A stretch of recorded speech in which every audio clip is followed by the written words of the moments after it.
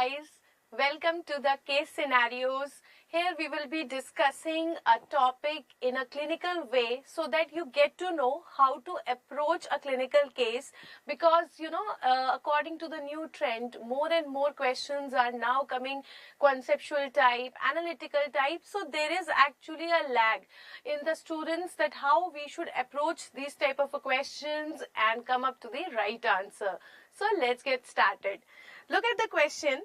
We have 32-year-old men complaining of right eye pain and discharge. His symptoms begin acutely on awakening in the morning. He uses the extended wear contact lenses and has difficulty removing the lenses the last week. Now, his past medical history is significant for obesity, chronic back pain, asthma, and acid reflux disease. On examination, we have got a very important finding. Now, this is really important because this will help us in reaching a concrete diagnosis. We have got a thick globular yellow discharge at the medial corner and the lid margins. Also, the cornea is edematous, hazy, and ulcerated with the scleral injection shown in the image. Now, this is your double advantage. They are telling you the findings and also giving the image. Now, this could be asked in two ways also.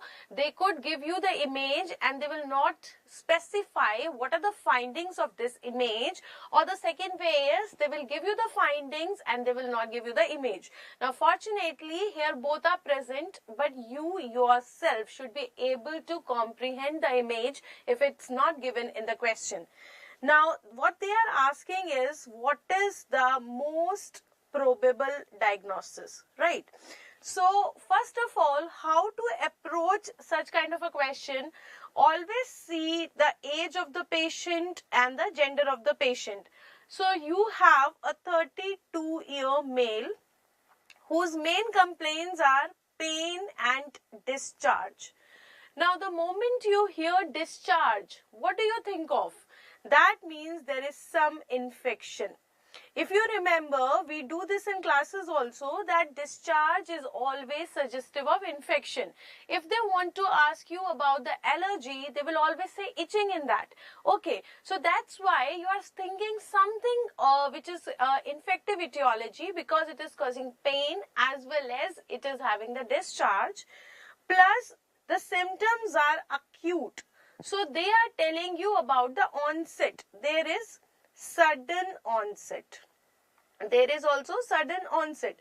So this thing which has occurred in the patient is of sudden onset. It is a painful condition. Most probably it's an inflammatory condition because it's causing pain, as well as it's an infective condition because it is causing discharge. So are you understanding how to comprehend each and every word of the case scenario? And even if you miss one word, you are going to lose something. All right.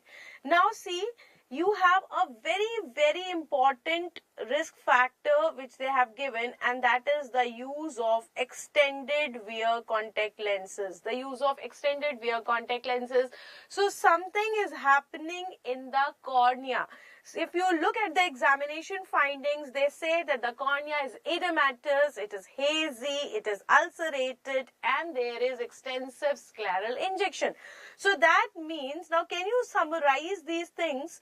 This patient is having acute, first of all, okay, and infective. It is acute infective keratitis. Why I am saying keratitis? Because they themselves are saying that it is cornea which is edematous, hazy and ulcerated, and it is associated with the contact lens use. So it is actually some infective keratitis which is associated with the use of the contact lenses. Yes or no? So I know that when we hear this, that there is some keratitis which is associated with the contact lenses, the first idea that comes to your mind is the acanthamoeba. Yes, the first thing that comes to our mind is the acanthamoeba keratitis, but actually it is not. Now here you are fortunate enough because they are not given this as the option. But otherwise I know that 90% of the people, without reading much of the question, they will go with acanthamoeba keratitis. Now I will tell you how this is wrong. See, when it comes to the contact lens user, when it comes to the contact lens users, the most common infection that you expect in the people who are the contact lens users is the Pseudomonas. It is the Pseudomonas. Okay. Then what about acanthamoeba? It is the most important risk factor. Most important risk factor in the acanthamoeba keratitis. Okay, so it is other way around. Most important risk factor in the acanthamoeba keratitis is the use of contact lenses. It is the use of contact lenses. So these are two different statements and you should know how to use them. If I am seeing one patient who is using the contact lenses and he has developed the corneal ulcer, then the most important infection that is expected to be there in this patient is the Pseudomonas. But if the patient is already having this acanthamoeba keratitis, and what is the most important risk factor in this patient? Then it is the use of contact lenses. Alright, now look at the options here. They have also given you past medical history for obesity, chronic back pain, asthma and acid reflux disease. Now this is again a skill. You have to see what are the conditions, what are the associated informations that you have to relate in this question and what is not required. From their side they have given you the past medical history. It is suggestive of obesity also, chronic back pain also. We have bronchopulmonary disease, asthma. We have acid reflux disease, but it is not having much of the significant correlation in this of our case. We are concerned with the thick yellow discharge which is present at the cornea as well as the lid margins, and we are also concerned with the examination findings that the cornea is edematous, it is hazy, it is having ulcer and lot of scleral injection. Can you look at the picture here? You can see whole lot of haziness in the cornea. We have got a big corneal ulcer also. So this ulcer is there, and then you have got lot of scleral injection. And then you have lot of scleral injection. It is the acute red eye. Now, the moment you say it's an acute red eye, I want to remind you something. Where do you get this acute red eye? Where do you get this acute red eye? So, there are three important conditions where I can get this acute red eye. One is the acute anterior uveitis, which is provided in the options. Then I can have acute congestive glaucoma, that is the second option. And then the third is your acute bacterial keratitis. Now that means this patient is having acute red eye. So what are the things I can think of as a DD? This can be a case of acute anterior uveitis. This can be a case of the acute congestive glaucoma, and this can also be a case of acute bacterial keratitis. Now you have got a discharge. Okay. So discharge is going in favor of what? It is going in favor of bacterial keratitis. You are not having discharge in uveitis. You are not having discharge in the glaucoma. Second important thing, the use of the contact lenses. The use of contact lenses is again going in the favor of the bacterial keratitis. It is not going in favor of uveitis or the glaucoma, right? So now let's see what are the other options they have given.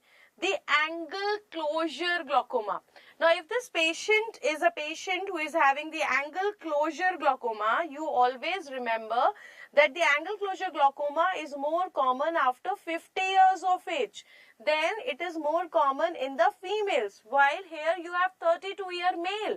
Then I should have some occludable angle. They should have given me some history suggestive of occludable angle, or he is having hypermetropia, shallow anterior chamber, something which is related with the mid dilatation of the pupil, because what is the most important precipitating factor that brings the attack of angle closure glaucoma? That is the mid dilatation of the pupil. So they have not given me anything about the mid dilatation of pupil, the narrowing of angle, the shallow anterior chamber, hypermetropia, small eyeball, small cornea. So nothing of that sort. As far as the age is concerned, the gender is concerned, not going with the glaucoma. Then there should be stony hard red eyes. It should be stony hard. Then I should have the colored halos. I should have the sudden closure of the angle of anterior chamber. That will lead to the vomiting, the nausea, colored halos, the walk stride. So very clearly it is not a case of acute congestive glaucoma. I hope you are getting how to rule out the things. Now the second is anterior uveitis. When I talk about uveitis, okay, what is most common here? So the earliest sign that you're going to get is the aqueous flare. So if it is a case of uveitis, I should have the aqueous flare, I should have the aqueous cells, I should have the keratic precipitates. These are the earliest and the most important signs of the uveitis. Now, though there is one thing which can be associated with the uveitis, and that is a chronic back pain. But this is not sufficient. Any other person can also suffer from chronic back pain, and you do not have the history and examination which is very, very significant and diagnostic of uveitis. So this is not the uveitis. Okay. Now we have got two more options. One is pneumococcal conjunctivitis. Now if I talk about the pneumococcus is giving you a discharge which is grayish white.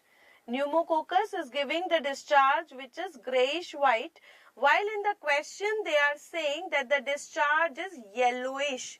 Okay, so this is not the case with pneumococcus. Second important thing is that if it is a case of conjunctivitis, why will I get cornea to be edematous, hazy, ulcerated, along with this extensive scleral injection? Then they have said that it is having a pain. So most of the time, you know, the conjunctivitis will not give you the pain. Conjunctivitis can be giving you discomfort. Now you have to understand a clear-cut difference between the pain and discomfort. A patient who has pain must be having the corneal involvement, because that is involving the ophthalmic division of the trigeminal nerve, that is the sensory supply of the cornea. Then it is the keratitis which is causing pain. Conjunctivitis is not, or you can say it's very, very unlikely to get the pain in conjunctivitis. You are getting so much of discharge. Clear cut, they have said that the cornea is edematous, it is hazy, it is showing ulceration. So it's not a case of conjunctivitis, it is a case of keratitis. Now you are lucky enough that only option they have given you with the keratitis is the Pseudomonas keratitis. So very clear cut, your answer will be Pseudomonas keratitis. It is a case of keratitis. Cornea is hazy, cornea is edematous, cornea is having ulcer. It's an acute condition, it's a painful condition, and you know they have given you the contact lens use, and Pseudomonas is the most common bacteria which is associated with the use of contact lenses. So in this way, when you are dealing with the clinical scenarios, not only you are reading that particular topic about which that question is given, you are also undergoing the other three topics which you have to rule out. So can you see in this question, we have quickly revised the findings of the angle closure glaucoma, acute anterior uveitis, conjunctivitis, and then the Pseudomonas keratitis. And what is the most important thing? See, clinics is not only reading that particular topic. Clinics is all about differentiating the different things. The patient, if he is coming, what is the motto behind doing this? That they want us to become good doctors. So if a patient is coming to me with these findings, he won't be giving us clue that whether it is conjunctivitis or glaucoma or keratitis or uveitis. You have to have that clinical acumen that from these findings, what are the important things that you have to rule out, what are the things that you have to take into consideration, and depending upon that you have to come to a diagnosis. So it is all about the relative comparison between the four important things that you have to keep it so that you are reaching to the right diagnosis. So I hope you are very clear. In case of any doubt, you people can always ping us on our social media platforms, our Facebook groups and the Telegram groups. Be safe, be healthy, and happy ophthalmology.